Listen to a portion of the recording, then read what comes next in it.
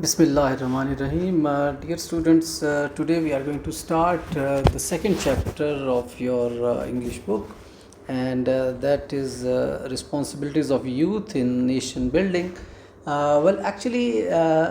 This is an extract from the speech of Quaid-e-Azam, which was delivered at the Dhaka University Convocation on the 24th of March 1948. So dear students, you should remember that this was actually the first convocation of Dhaka University after getting independence. So that shows how important the education was in the eyes of Quaid-e-Azam Muhammad Ali Jinnah. That is why he went to the university as the chief guest, and he delivered his speech where actually he outlined the path which should be followed by the governments as well as the young graduates. Let us see what are the main points of that speech. In his opening remarks, or the opening of the speech, he said that he is not there as a head of state, as the Governor General, but as the students' friends, because he has always kept himself very close to the students, and even before independence we see that he used to visit the colleges and universities where Muslims were in majority, like the Islamia College Lahore, Islamia College Peshawar, and Aligarh University, because he believed that students can play a very vital role in the nation building and the progress of any country. Secondly, he expressed gratitude and stressed that service to people is a duty for every Muslim. So that is how he started his speech. And secondly, he talked about the value of independence. As I've said, this was the first convocation after the independence of Pakistan. So Quaid-e-Azam declared that Pakistan is now a free and sovereign state, and he understood that as we have gone through a century or more than a century of slavery, as we were subject to the British, so it will take time to come out of that state of mind or the mindset. So he believed, or he emphasized that the responsibility that comes with freedom. So every freedom definitely gives us certain authority, and authority and responsibility, they go hand in hand with each other. So he talked about, or he emphasized the responsibility, that now we are a free nation, and this freedom has brought with it certain responsibilities as well. And he also said that independence is of the people, by the people, and for the people. That actually is a famous quote, and that also defines democracy as well. So he was a democratic person. He believed in democracy, and that is why he is giving us this thought. Next, actually, he talked about the true meaning of freedom. As I've just said, that he was talking to a free and sovereign group of people after the freedom, and he believes that freedom does not mean that it has given you a license for the irresponsible behavior. It does not mean that freedom is something very hostile. That means you are free to do anything that you like. Rather, Quaid-e-Azam believed that freedom demands discipline, and as he has said so many times, that without discipline, without unity and hard work, we cannot be a good nation, a progress nation, and that is why he is demanding that we need to be disciplined, we need to unite, and we need to work hard for the progress of the country. And he added that we need to serve other people as well in whatsoever capacity we are. So all these things should be done if we believe that we are the free nation. Okay, dear. So next is the challenges after independence.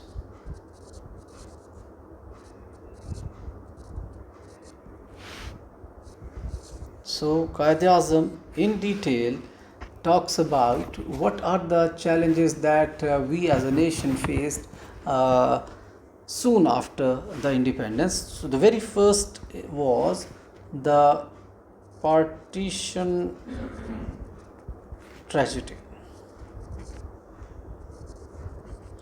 Well, dear students, we all know, and if we want to add, we may say the refugee crisis with that. Well, that actually means that we all know that Punjab was divided into two parts, means one came under Pakistan and the other went to India.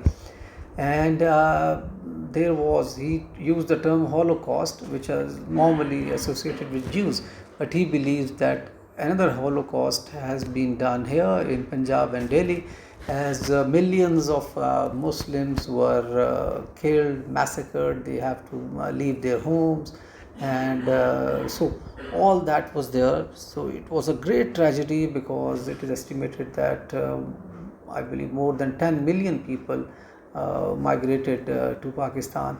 So Pakistan was itself very new state, and it did not have that much of resources at that time. So a lot of refugees, they were coming in huge numbers. So it was a difficult task for the government to manage those refugees as well. So and the state of mind in which those refugees were, that was also very difficult, because they had to leave their homes, they had to leave their families, and they have to leave everything behind in India after migration. And second important thing that he talked about is withholding of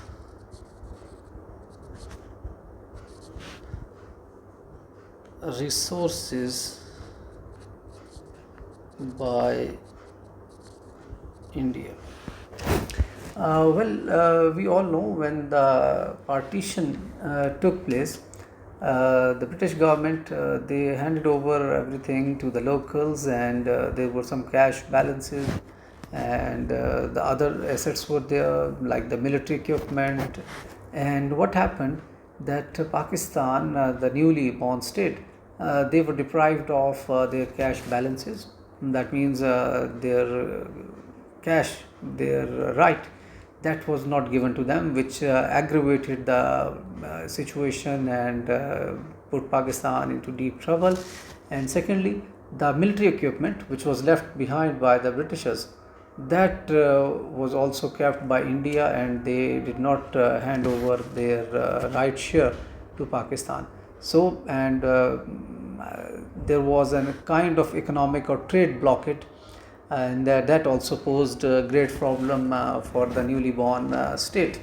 But although all these problems, and there were other problems as well, like the rivers and that water issue, that was also there.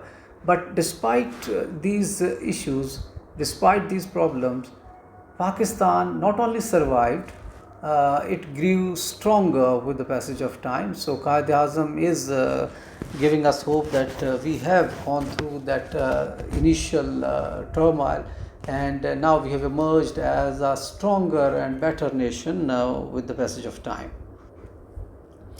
Okay, dear students, as we have just seen what were the problems, and in that situation, Qaid-e-Azam is talking about role of youth, and especially the educated youth, as he was addressing the graduation ceremony in the University of Dhaka. And what he said about the role of youth, first of all, he said that the youth should focus on studies. And throughout the struggle for Pakistan, we have seen that Qaid-e-Azam never demanded students to leave their studies aside and come into politics. Rather, except for a few months right at the end of the struggle, but actually he always wanted the students to focus on their studies and thereby to prepare for life's challenges, because if you are very well equipped, obviously you can face the challenges of life in a better manner. Secondly, he said that you should become an asset rather than a liability to the state by solving social and economic problems of Pakistan. Only then youth can play its positive and effective role in the nation building. And the next point is, he warned about certain things, and he wanted the students to be aware of those people. Very first thing is, he warned the students of the fifth columnist.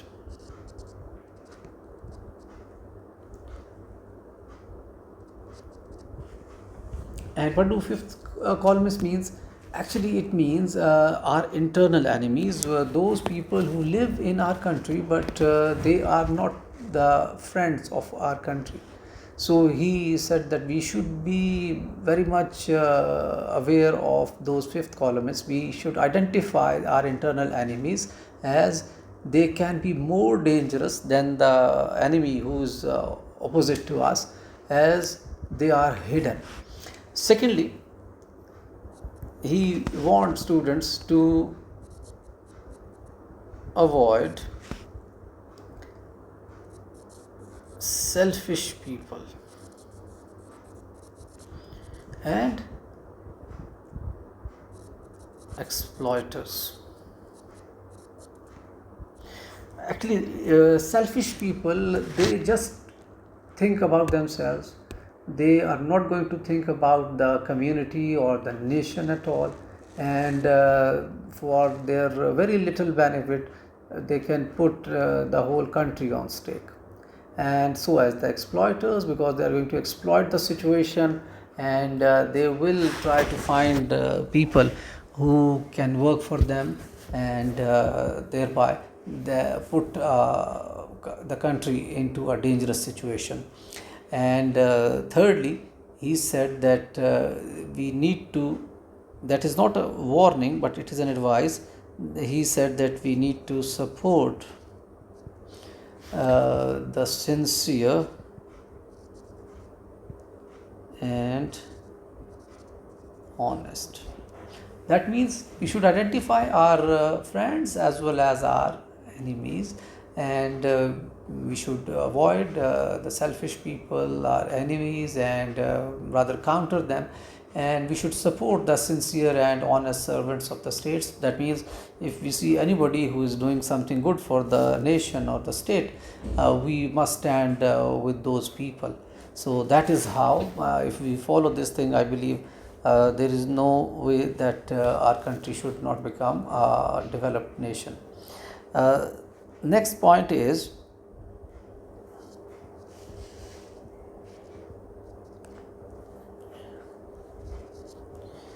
he criticized the colonial education system. Well, we all hear about this thing. What does it mean actually? Qaid-e-Azam believed, and it has been observed, that the old system, that means the system which was present in the British Raj, that produced clerks and job seekers. they have confined or limited thinking, and they would not think beyond anything, getting a government job, and by the end of the month they will get a fixed salary. So that kind of job market was developed by the Britishers, so that nobody would think about anything special or out of the box. So Quaid-e-Azam wanted the students, as he is addressing to them, that you should not find the government jobs only and become a clerk or something like that. So what he said, that he wanted to create a mentality of independence, because in the British government, under their supervision, uh, they created a mentality of dependency, because everybody was going for the government jobs. And that is why in the next point we will see what Quaid-e-Azam said about career diversification. And obviously that will lead to economic self-reliance. Actually, Quaid-e-Azam wanted all people to, all students rather, to think differently, and he clearly stated that it is not possible for government to employ all graduates. No, nowhere in the world this is happening, and obviously this cannot happen in our country as well. Rather, he encouraged youth to explore the new sectors like commerce and industry, banking, law, trade, and technical education, which is full of jobs. And not only that, at that time, obviously, Quaid-e-Azam believed that the people who are doing their own business, they are going into the banking sector, and it was definitely the demand of the time as well, because Pakistan was a newly born state, and all those institutions need to be established and thereby developed. So he believed that the people should go into the commerce, industry, and trade sector more, so that rather than getting a job, they should be in a position to offer jobs to different people. And at a very young age of Pakistan, he talked about the importance of technical education. Even today, it is said that we need to have more of technical education in Pakistan. So he talked about the diversification, the new trades and vistas, and thereby, if we are going to go into that sector, we'll definitely be self-reliant. That means we are not going to be dependent on anybody. In the end, he said, he urged them to avoid circle of clerkship. That means don't think to become a clerk only, sitting in the table and doing nothing, or doing a very little, and limited income would be there for you at the end of the month. And he wanted them to embrace entrepreneurship and industry, so that they can be beneficial for the other people as well.